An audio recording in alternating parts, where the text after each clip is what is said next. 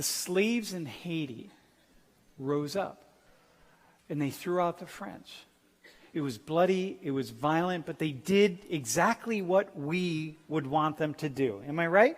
If you knew that there was a slave colony off the coast of the United States, how many of you would support the slave masters?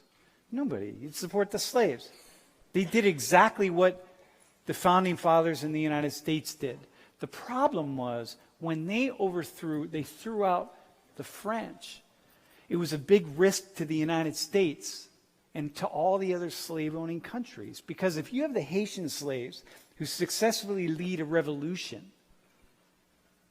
against their slave masters for whom they are working and making enormous profits, what's going to happen in the United States? Because slavery is like what Thomas Jefferson said. It's like holding a wolf by the ears. And its teeth are snapping at you, and you're holding it by the ears, and you can't let it go, and you can't hold on. You know you're not going to hold on, but you can't let it go. And so the Americans and the British and the French and the Spanish, they all came together, and they said, look, okay, you hate slaves now. Here you are in Haiti. But the slaves had nothing. Because they didn't have the technology, they didn't have the resources, they didn't have the things they needed, what they needed, and most importantly, they didn't have trading partners, because all of the slave-owning countries, including the United States, decided, listen, we're just going to immiserate them. These slaves who won their freedom against their violent slave masters, we're going to immiserate them. And we're going to embargo the whole country, and nobody will trade with them. So even when the Haitians are continuing to grow like sugar, they were responsible for half the sugar, 2/3 of the coffee that was produced. And so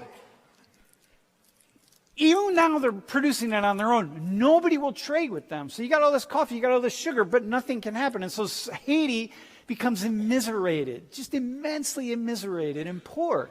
So instead of growing, the first black republic in the history of the world, instead of growing and expanding, Haiti just gets poorer and poorer. And this is the story.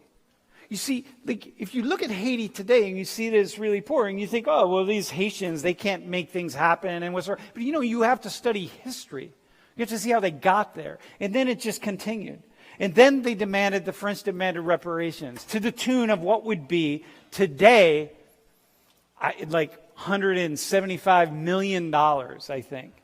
So imagine these slaves who win their freedom in this country, and then the French say, listen, in order for you